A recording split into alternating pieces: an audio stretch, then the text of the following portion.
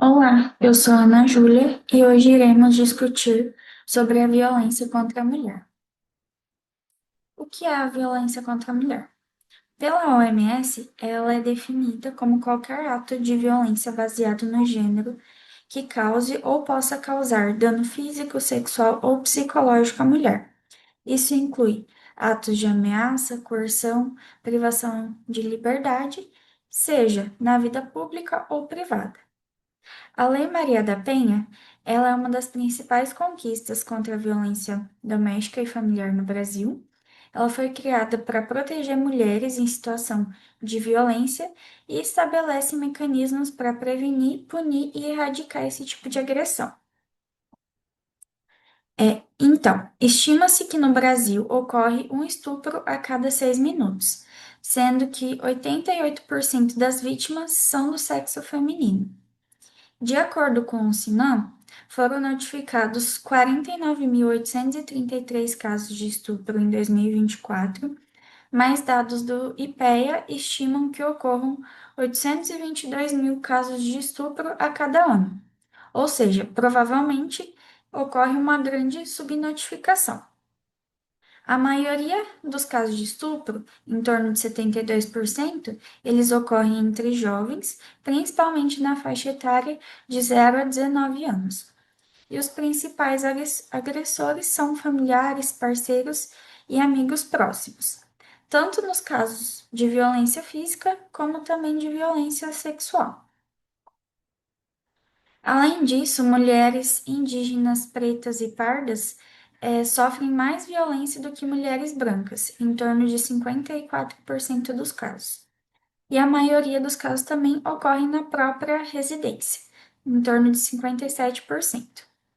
E o isolamento social devido à pandemia do Covid também aumentou consideravelmente os casos de violência doméstica no período, dado que houve um aumento de 13% em fevereiro de 2020 e chegou até 37% em abril, um mês após o início das medidas de isolamento durante a pandemia. São tipos de violência, então, contra a mulher. A violência física, que corresponde a agressões que causam dor, ferimento e comprometimento da saúde física da mulher. A violência psicológica, que são as ações que causam dano emocional, corresponde também ao controle e à manipulação da vítima. A violência sexual, quando a mulher é forçada ou coagida a realizar atos sexuais sem o seu consentimento. A violência patrimonial, que corresponde ao controle, destruição, retenção dos bens e dos recursos financeiros da mulher, e a violência moral, quando a mulher sofre difamação ou ataque à sua honra e dignidade. O estupro também é um tipo de violência sexual e é definido como o ato de constranger, mediante violência ou grave ameaça, a ter conjunção carnal, ou a praticar ou permitir que esse ato seja realizado. O assédio sexual já é o ato de constranger alguém com o intuito de obter uma vantagem ou um favorecimento sexual. E além disso, a exploração sexual e o tráfico de pessoas também compreendem outros tipos de violência sexual.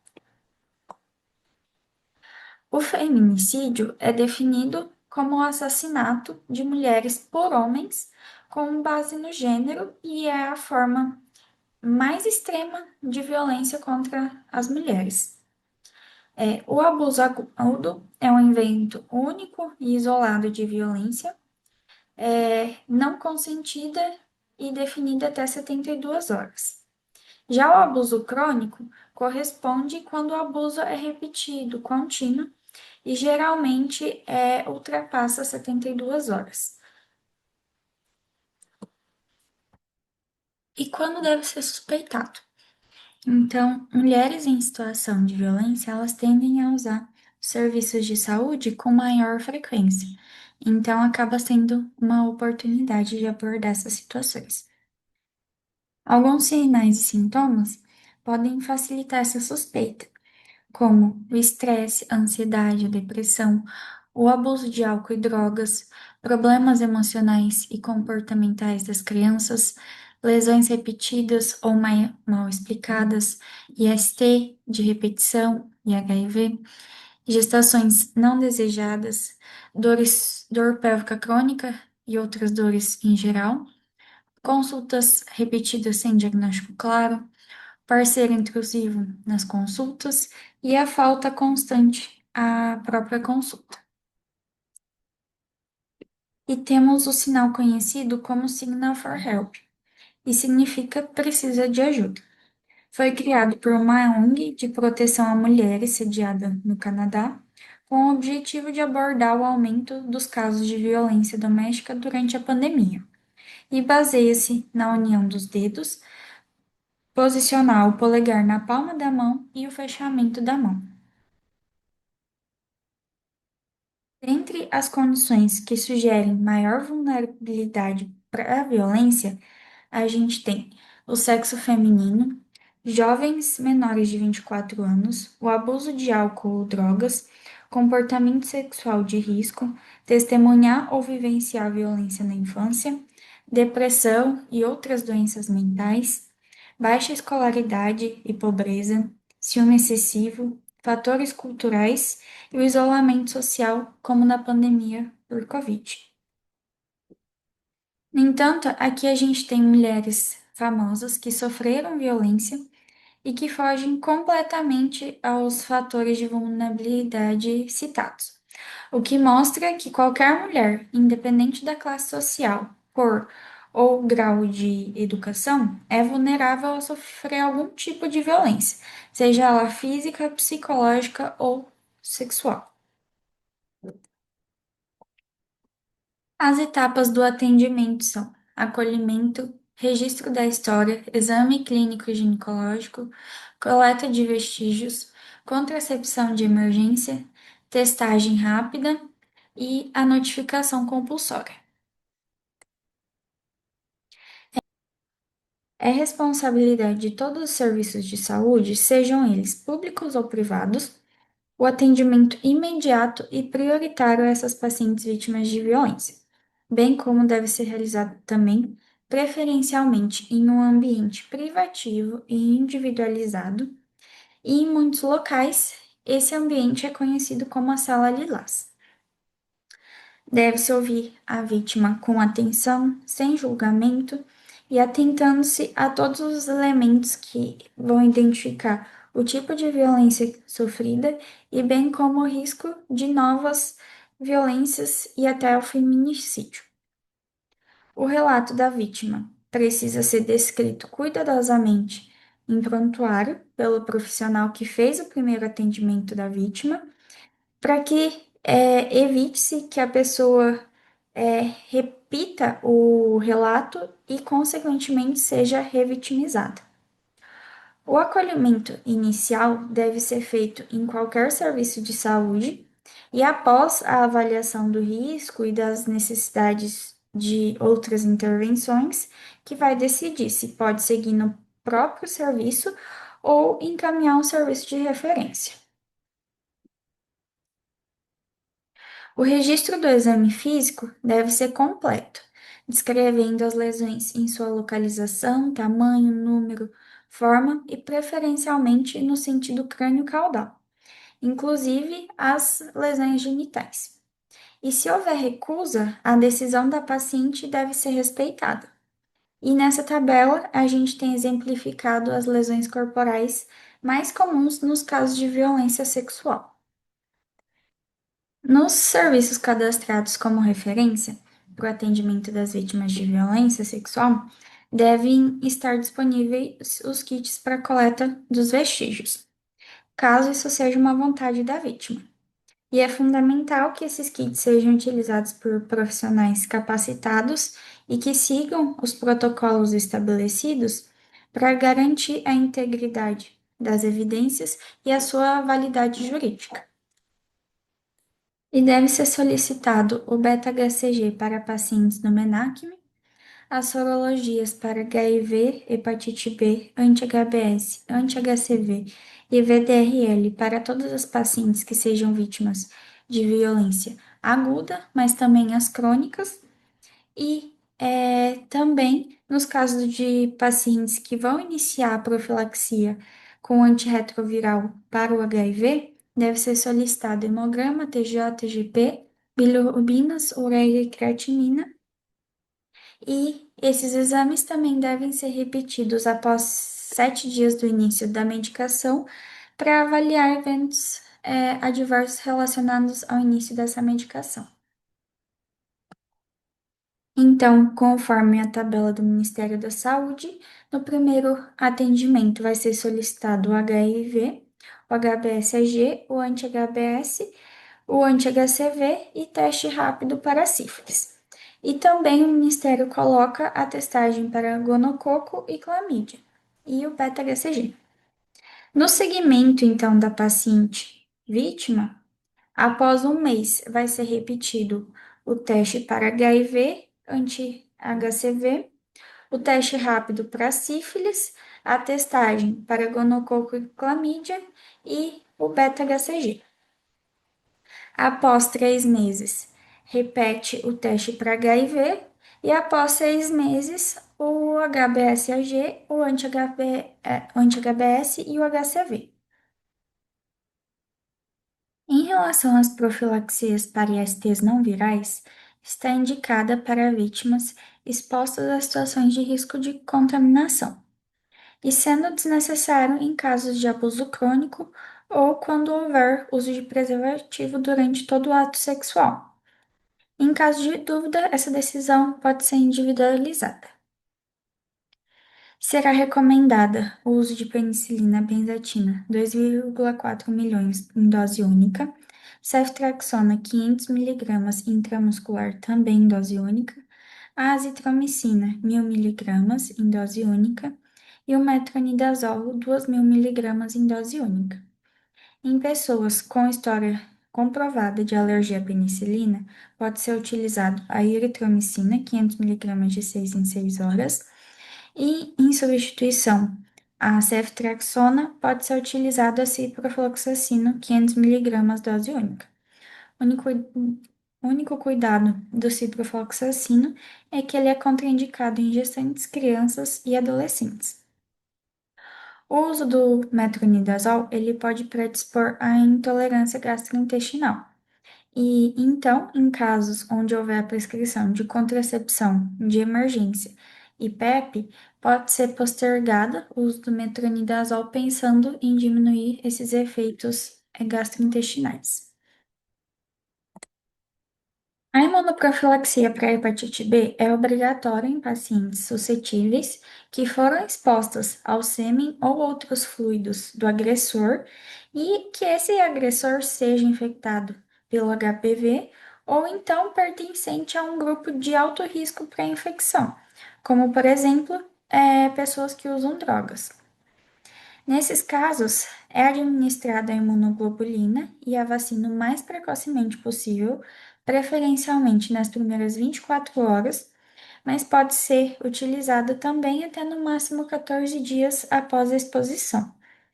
E é desnecessário o uso para mulheres que já são imunizadas com 3 doses e que tenham o anti-HBs positivo e também desnecessário em casos em que não haja contato com fluidos, nos casos de violência crônica ou com o uso de preservativo durante todo o ato. No caso da hepatite C, não temos nenhuma profilaxia. No entanto, fazemos o segmento para detectar a soroconversão e diagnosticar a infecção ainda na fase aguda, devendo a pessoa ser encaminhada para o tratamento da infecção e um acompanhamento clínico com especialista. E é necessário levar em conta que a hepatite C tem um período de janela imunológica para detectar os anticorpos. E esse período varia em torno de 33 a 129 dias. Por isso que é realizado o acompanhamento mais prolongado com as sorologias. A profilaxia pós-exposição de risco ao HIV, também conhecida como a PEP, consiste no uso de antirretrovirais por 28 dias para reduzir o risco de adquirir essa infecção. E quando indicada a PEP, o esquema de primeira escolha é o tenofovir com lamivudina e dolutegravir. É obrigatório em todos os casos de penetração vaginal ou anal desprotegida nas primeiras 72 horas após a violência.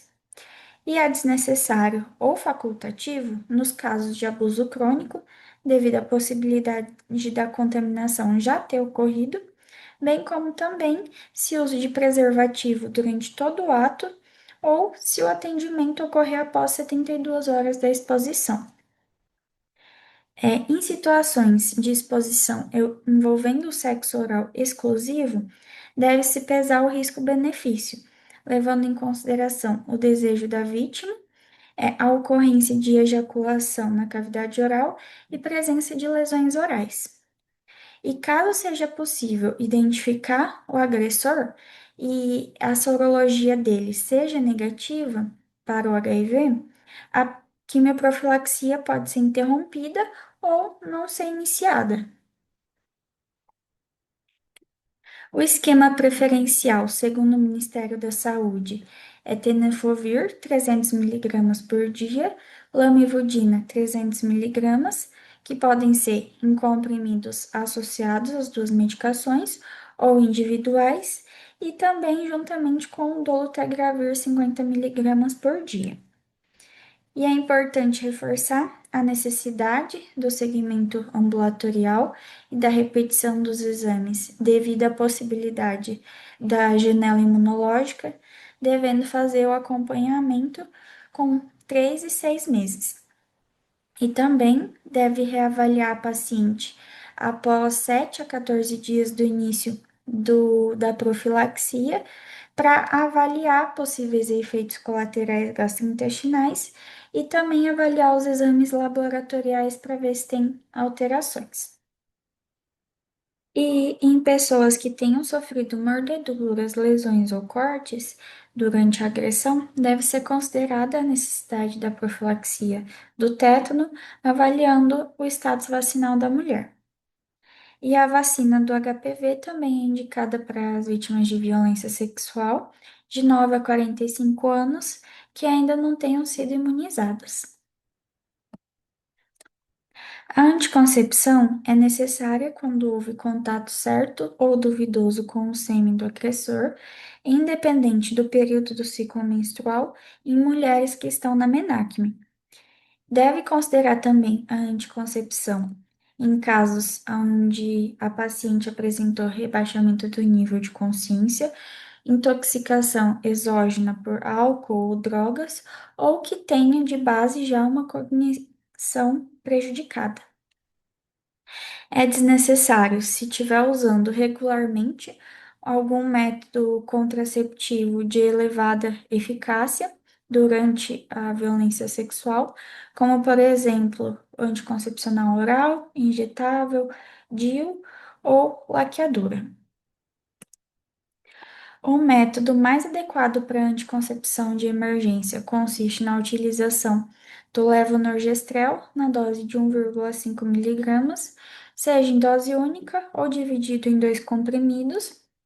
Deve ser administrado o mais precocemente possível, dentro das primeiras 72 horas, porém, entre o quarto e o quinto dia, ainda a anticoncepção oferece uma proteção razoável, embora as taxas de falha sejam maiores. Além disso, também temos como opção o DIU de cobre, se inserido até o quinto dia, e o método de USP, que consiste na administração de etinilestradiol e levonorgestrel. No entanto, essa forma apresenta maiores efeitos colaterais e menor efetividade. Então, de acordo com o Código Penal brasileiro, o abortamento é permitido se gravidez resultante de estupro, e nesses casos deve-se avaliar o desejo da paciente em manter a gestação, e nesse caso, então, encaminhar o pré-natal de alto risco, e caso deseje interromper a gestação, encaminhar um serviço de referência. Para o aborto legal, é necessário o consentimento da gestante ou, quando incapaz, de seu representante legal. Não é imposto nenhum limite máximo de idade gestacional para interrupção e nem é necessário apresentar boletim de ocorrência policial. E a legislação brasileira também considera estupro qualquer relação sexual com um menor de 14 anos, mesmo sendo consentida, e dessa forma, a gravidez resultante desses casos também é passível de aborto legal. Em relação à notificação, qualquer profissional da equipe de saúde que tenha prestado o primeiro atendimento pode preencher a notificação. E a ficha vai compreender algumas informações detalhadas sobre a vítima, o agressor, o tipo de violência, as lesões que a vítima apresenta e é de notificação imediata em até 24 horas. Também deve ser feita a comunicação à autoridade policial em até 24 horas, de forma, na maioria das vezes, vai ser bem sintetizada, não contendo os dados que identifiquem a vítima. No entanto, em casos que existe risco à vida da paciente, é necessário que essa comunicação à autoridade policial seja feita de forma a identificar a vítima. E nos casos de suspeita ou confirmação de violência contra crianças ou adolescentes, também é necessário comunicar aos conselhos tutelares. E esse é o relato da Clara Castanho, uma atriz vítima de estupro que teve sua gravidez e informações expostas na mídia pela equipe de saúde. Então, vamos ler. Fui estuprada. Reler esse episódio traz uma sensação de morte, porque algo morreu em mim. Não estava na cidade, não estava perto da minha família, nem dos meus amigos. Estava completamente sozinha. Não, eu não fiz boletim de ocorrência. Tive muita vergonha, me senti culpada, tive a ilusão de que se eu fingisse que isso não aconteceu, talvez eu esquecesse, superasse. Mas não foi o que aconteceu. As únicas coisas que tive forças para fazer foram tomar a pílula do dia seguinte e fazer alguns exames. Em uma consulta médica, contei que fui estuprada. Expliquei tudo o que aconteceu. O médico não teve nenhuma empatia por mim. Eu não era uma mulher que estava grávida por vontade e desejo. Eu tinha sofrido uma violência. Então, esse relato, ele demonstra a importância da empatia, de uma escuta atenciosa e sem julgamento no nosso atendimento dessas pacientes, de forma que a paciente ela não seja revitimizada durante o nosso atendimento. E hoje eu trouxe esse artigo, chamado Tipologias de Violência contra as Mulheres no Brasil, uma análise de classe latente sobre como a violência e o HIV se intersectam, publicado em uma revista em 2021. O estudo é uma análise secundária de dados transversais de dois estudos, o GNI, realizado em São Paulo entre 2012 e 2014, e do estudo SSRH, realizado em Porto Alegre entre 2011 e 2013. Foram selecionadas mulheres HIV positivas em clínicas especializadas em HIV nas duas cidades, tanto em Porto Alegre como em São Paulo. E também selecionadas mulheres HIV negativas em unidades básicas de saúde dessas mesmas cidades. A pesquisa foi composta por perguntas sobre dados demográficos, diagnóstico de HIV e as experiências de violência ao longo da vida dessas participantes.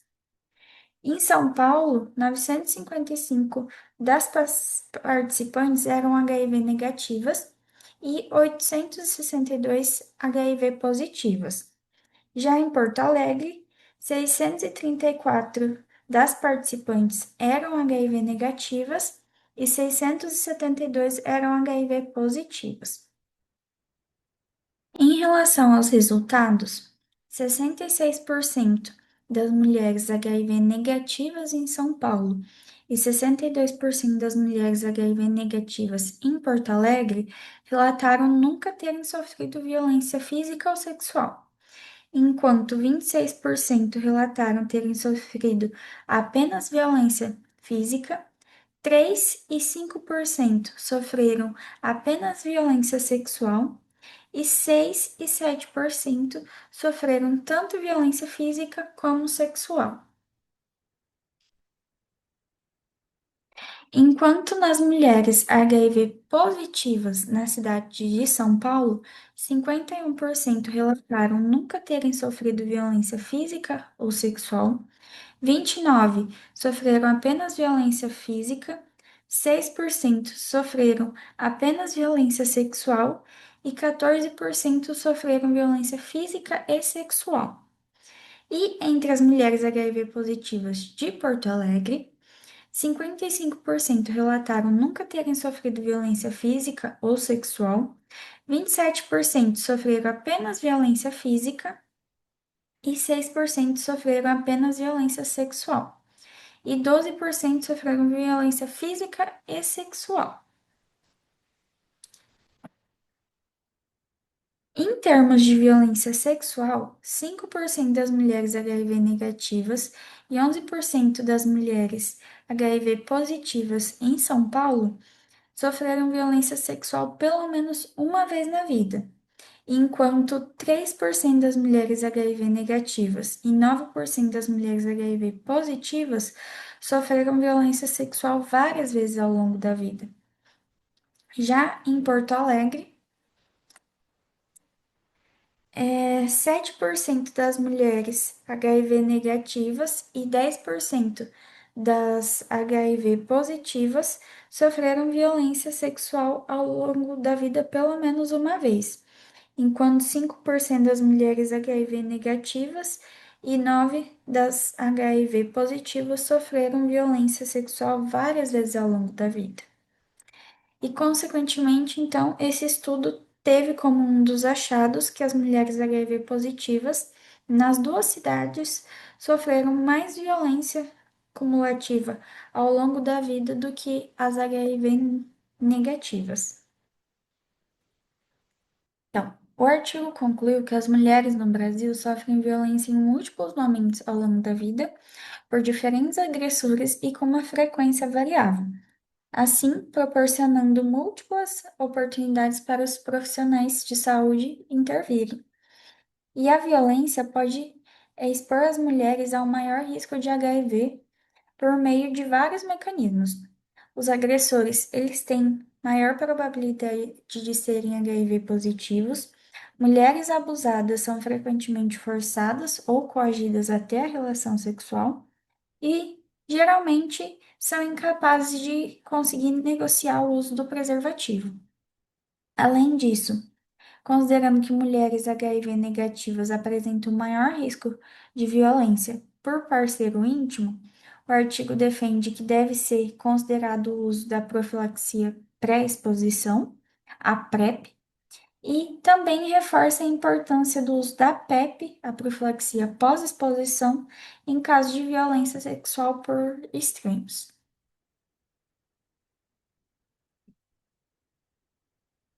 Por fim, então, as minhas referências e muito obrigada.